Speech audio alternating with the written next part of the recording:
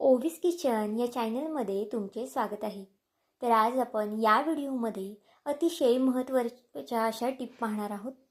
या टिप तुम्हाला तुमच्या रोजच्या कामामध्ये खूप जास्त उपयोगी येणार आहे. त्यामुळे व्हिडिओ नक्कीच शेवटपर्यंत पहा.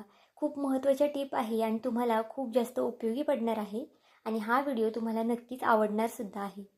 तर चला, थोडाही वेळ न घालवता लगेच व्हिडिओला सुरुवात करूया. त्याआधी जर चॅनलवरती नवीन असाल तर चॅनलला एक लाईक आणि एक सबस्क्राईब नक्कीच करून घ्या. तर बघा, आपली पुढची टिप पाहूया.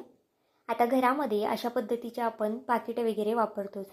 ती फोडतो आणि मग ती नंतर आपण रबर वगैरे लावून ठेवतो किंवा मग गुंडाळून तशीच ठेवतो. त्यामुळे काय होतं, पाकिटातलं सामानसुद्धा सांडू शकतं किंवा मग ते जर वेफर वगैरे असेल किंवा मग दुसरं काय असेल तर ते सादळूसुद्धा शकतं. आता हे पाकिट आपण रबर किंवा मग क्लिपचा वापर वगैरे न करता अतिशय झटपट असं पॅक करू शकतो. बघा, अगदी रोजच्या कामातली ही टीप आहे. तुम्हाला रोजच्या कामात ही टीप नक्कीच उपयोगी पडणार आहे. व्हिडिओत दाखवते त्या पद्धतीने अगदी पाकिट फोल्ड करून घ्या. बघा, आणि अशा पद्धतीने पाकिट फोल्ड केलं ना तर तुम्ही डब्यामध्ये, फ्रीजमध्ये किंवा मग कुठेही ठेवलं बॅगेमध्ये तरीसुद्धा आरामात पॅकेट राहतं आणि अजिबातच त्यातलं सामान जे आहे ते सांडणार नाही, सादळणार नाही आणि अगदी व्यवस्थित असं राहिलं जातं. तर ही सुद्धा टीप तुम्हाला आवडली असेल तर तुमच्या मित्रमैत्रिणींनासुद्धा शेअर करा. त्यांनासुद्धा या व्हिडिओचा नक्कीच खूप जास्त उपयोग होणार आहे. तर चला, पुढच्या टिपकडे वळूया. आता पुढच्या टिपसाठी इथे मी एक प्लेट घेतलेली आहे. आता आपण नेहमी म्हणजे रोजच घरामध्ये पीठ वगैरे तर नक्कीच चाळत असतो. बाजरीचं, ज्वारीचं किंवा मग गव्हाच्या पिठाचं. आता ते कधी कधी काय होतं, छोटी प्लेट असेल ना तर इकडे तिकडे सांडलं जातं किंवा मग काही काही महिला बाउलमध्ये वगैरे पीठसुद्धा मळतात व त्यामुळे त्यांनासुद्धा खूप जास्त त्रास होतो पीठ चाळताना. त्यांच्यासाठी अगदी उपयोगी अशी ही टीप आहे. बघा, एका वाटीमध्ये पीठ घ्यायचं आहे आणि ती वाटी चाळणीवरती अशा पद्धतीने उलटी करायची आहे आणि अगदी व्हिडिओत दाखवते त्या पद्धतीने वाटी सहज अगदी गोल गोल फिरून घ्यायची आहे. तुम्ही इथे पाहू शकता, पीठसुद्धा इकडे तिकडे सांडत नाही की आणि चाळणीतलं पीठसुद्धा जे आहे ते अगदी व्यवस्थित असं खाली पडलं जातं. नक्कीच एकदा ही टीप फॉलो करा, खूप जास्त कामी येणार आहे तुमच्या. आपल्याला घाईच्या कामामध्ये पीठ वगैरे चाळायचं असतं आणि मग ते आपण चाळताना इकडे तिकडे खूप जास्त सांडलं जातं आणि खराबसुद्धा होतं मग साईडचं आणि ते सुद्धा मग पुसावं लागतं. तर अशा पद्धतीने तुम्ही पीठ चाळलं की अगदी झटपट असं पीठ चाळूनसुद्धा होतं आणि इकडे तिकडे सांडतसुद्धा नाही. तर बघा, इथे मी सगळं पीठ चाळून घेतलेलं आहे. अशाच पद्धतीने तुम्ही जास्तीचं पीठसुद्धा चाळून ठेवू शकता. अगदी उपयोगी टीप आहे. व्हिडिओ इथपर्यंत पाहिलाच आहे आणि व्हिडिओ थोडा जरी आवडला असेल तर व्हिडिओला एक लाईक आणि एक सबस्क्राईब नक्कीच करून घ्या. कारण की नवीन यूट्यूबरसाठी तुमचे एक एक लाईक, एक एक सबस्क्राईब हे खूप जास्त मोलाचं असतं. तर बघा, आता पुढच्या आपल्या आणि सगळ्यात महत्त्वाच्या टिपकडे वळूया. ही टिप सगळ्यांनाच उपयोगी पडणार आहे. कारण की आता पावसाळ्याचे दिवस चालू आहेत. घरामध्ये छोटी मुलं असतात, मोठी मुलं असतात किंवा मग आपणसुद्धा असतो. त्यावेळेस आपण शूज वगैरे तर नक्कीच वापरतो किंवा मग लहान मुलंसुद्धा शाळेतून आल्यावरती शूज वगैरेचा वापर करतात. तर बघा, या टिपसाठी आपल्याला एक टिश्यू पेपर घ्यायचा आहे. तुमच्याकडे जर टिश्यू पेपर नसेल तर तुम्ही कागद घेतला तरी चालेल. आता अशा पद्धतीचा साबण आपल्याकडे संपलेला जो असतो तो घ्यायचा आहे अंगाचा. घरामध्ये अशा पद्धतीचे साबण आपल्याकडे खूप जास्त असतात कारण की लावल्यानंतर ते साबण असेच पडून जातात. तर त्याचा अगदी या पद्धतीने तुम्ही वापर करू शकता. बघा, साबणाचे अगदी छोटे छोटे असे तुकडे करून घ्यायचे आहे आपल्याला टिश्यू पेपरवरती. अगदी उपयोगी टीप आहे. तुम्ही अशा पावसाळ्यामध्ये किंवा मग थंडीमध्ये वगैरे ही टिपचा वापर करू शकता. जेंट्स लोकंसुद्धा कधी कधी शूज वगैरे घालतात बाहेर गेल्यावरती आणि शूजचा खूप जास्त उबट वगैरे वाससुद्धा येतो संध्याकाळचा. मग त्यासाठी ही टीप जी आहे तुम्ही नक्कीच वापरू शकता. तर बघा, दोन्ही टिश्यू पेपरवरती मी थोडा थोडा साबण किसून घ्यायचा आहे. तुम्ही यापेक्षा थोडा किसला ना तरीसुद्धा याचा वास खूप जास्त येतो आणि जर साबणाला खूप जास्त वास नसेल तर त्यावरती तुम्ही थोडासा एक्सपायर झालेला सेंट असतो ना तो मारून घ्या किंवा मग जो चांगला तुम्ही घरात जो वापरत असाल सेंट तो मारला तरी चालेल. त्यामुळे जो शूज आहे त्याचा अजिबातच उग्रट वास येणार नाही, उबट वास येणार नाही. तर बघा, हे अशा पद्धतीने फोल्ड करून घ्या किंवा मग याला रबर वगैरे सुद्धा तुम्ही लावून फोल्ड करू शकता. आणि ह्या पुड्या तुम्ही 2 ते 3 आठवडे चांगले आरामात वापरू शकता. जेव्हा केव्हा अशा पद्धतीने संध्याकाळचे शूज घरात आणाल त्यावेळेस ही एक एक पुडी यामध्ये ठेवून द्या. यामुळे शूजचा अजिबातच उघरट वगैरे वास येणार नाही, उबट वास येणार नाही. नक्कीच एकदा ही टिप फॉलो करून बघा. पावसाळ्यामध्ये सगळ्यांनाच उपयोगी आणि कामी येणारी आहे. तर चला आपल्या पुढच्या टिपकडे वळूया. जी तुम्हाला टोमॅटोची टिप पाहिजे आहे ती सुद्धा मी पुढे तुम्हाला सांगणार आहे.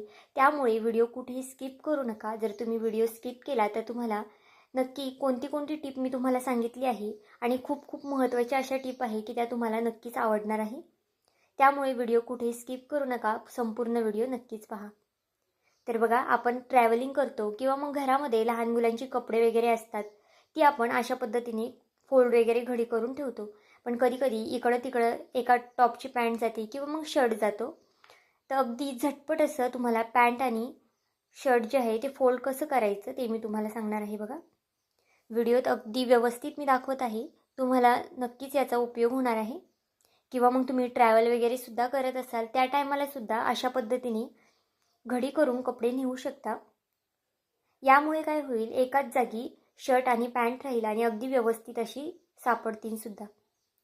आणि अशा पद्धतीने फोल्ड केली ना तर कमी जागा लागते अगदी आणि विस्कटत सुद्धा नाही. कधी कधी कपडे पडतात आणि ती विस्कटत सुद्धा. तर बघा, छान अशी फोल्ड करून झालेली आहे. तर बघा, आता आपली पुढची टिप पाहूया.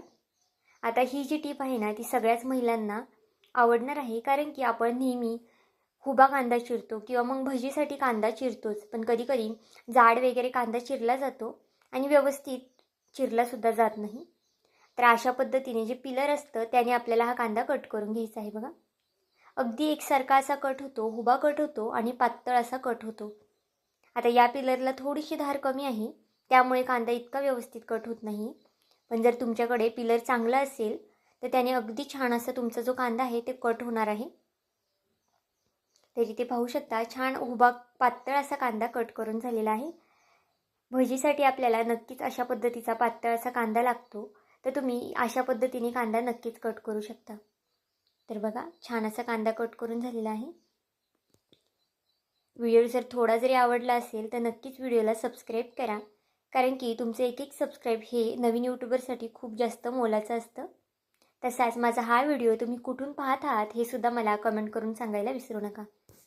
तर बघा, आपण टोमॅटोची जी आपली टिप आहे महत्त्वाची ती पाहून घेऊया. ही टिप खूप जास्त महत्त्वाची आहे आणि तुम्हाला खूप जास्त उपयोगी पडणार आहे. आता यासाठी माझ्याकडे घरात खूप दिवसाचा टोमॅटो नव्हता किंवा मग खराब टोमॅटो नव्हता, म्हणून इथे मी तुम्हाला चांगला टोमॅटो दाखवलेला आहे. पण जर तुमच्याकडे खूप दिवसाचे टोमॅटो झालेले असतात आणि मग ते आपण असेच फेकून देतो, तर त्याचं फेकून न देता तुम्ही अशा पद्धतीने नक्कीच वापर करू शकता. आता तुम्ही म्हणाल, आपण जे कानातले वगैरे आहे ते दुसऱ्या व्यवस्थित कशाने सुद्धा साफ करू शकतो, कोलगेटनी किंवा मग गरम पाण्यात वगैरे सुद्धा तुम्ही साफ करू शकता. पण अशा पद्धतीने कानातले साफ केले ना तर अगदी सहज पटकनी साफ होतात. गरम वगैरे पाणी करायची गरज लागत नाही आणि जास्त घासण्याची सुद्धा गरज लागत नाही. त्यामुळे ही टिप खूप जास्त महत्त्वाची आहे.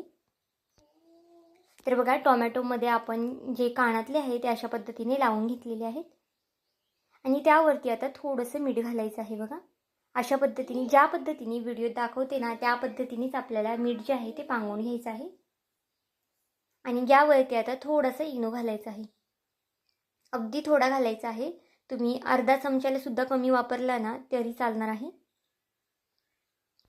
आता इथे बघा, ब्रशचा वापर केलेला आहे मी हे कानातले घासण्यासाठी. अगदी हलक्या हाताने घासायचे आहेत. कारण की जास्त वगैरे जोर याला लावत बसायचं नाही आहे. कारण की कानातले हे अगदी लगेच निघतात आणि हे कानातले तुम्ही जर इतर वेळेस घासले ना तर आपल्याला खूप जास्त घासावे लागतात, गरम पाण्यात हे करायला लागतात किंवा मग कोलगेटनी सुद्धा आपण साफ करतो. पण या पद्धतीने कानातले नक्कीच साफ करून बघा. 1 ते 2 मिनटं लागतात फक्त साफ करायला. अगदी कमीत कमी वेळेमध्ये हे कानातले आपले क्लीन होतात. आणि टोमॅटो वगैरे आपल्या घरात जर खराब झालेला असतो तर तो टाकून देण्यापेक्षा तुम्ही अशा पद्धतीने त्याचा नक्कीच वापर करू शकता.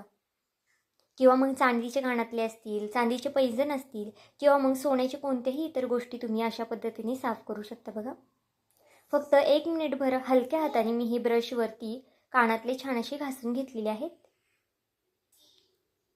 तुम्ही इथे पाहू शकता कानातले आत्ताच किती छान असे निघालेले आहेत. कधी कधी नाजूक कानातले असतात आणि मग आपण कोलगेटनी घासतो, जोर लावून घासतो, तर त्याची साखळी वगैरे सुद्धा तुटू शकते, निघू शकते. तर तुम्ही या पद्धतीने कानातले नक्कीच साफ करून बघा. तर बघा, आता कानातले जे आहेत ते टोमॅटोतून काढून घेऊया आपण. आता स्वच्छ पाण्यामध्ये हे कानातले धुवून घ्यायचे आहेत. अगदी 1 मिनिट भराचं काम आहे आणि हाच टोमॅटो वापरून तुम्ही अजून जर दुसरे कानातले किंवा मग दुसरे सोन्याचे चांदीचे डाग असतील ते सुद्धा तुम्ही इथे क्लीन करू शकता. तर बघा, स्वच्छ 1 ते 2 पाण्याने धुवून घेऊया. आता इथे तुम्हाला मी दाखवणारच आहे कानातले किती छान आपले क्लीन निघालेले आहेत. सुरुवातीला खूप जास्त मळ बसलेला या कानातल्यावरती किंवा मग घाण वगैरे बसलेली, आणि आता इथे पाहू शकता छान असे कानातले आपले क्लीन झालेले आहेत. नक्कीच एकदा ही टिप फॉलो करून बघा, तुमच्या खूप जास्त उपयोगी येणार आहे, कामात येणार आहे. तर आजचे हे सगळेच व्हिडिओ तुम्हाला कसे वाटले मला हे कमेंट करून नक्की सांगा. आणि चॅनलवरती नवीन असाल तर चॅनलला एक लाईक आणि एक सबस्क्राईब करायला विसरू नका. भेटूया आपण पुन्हा एका अशाच नवीन व्हिडिओमध्ये. तोपर्यंत बाय.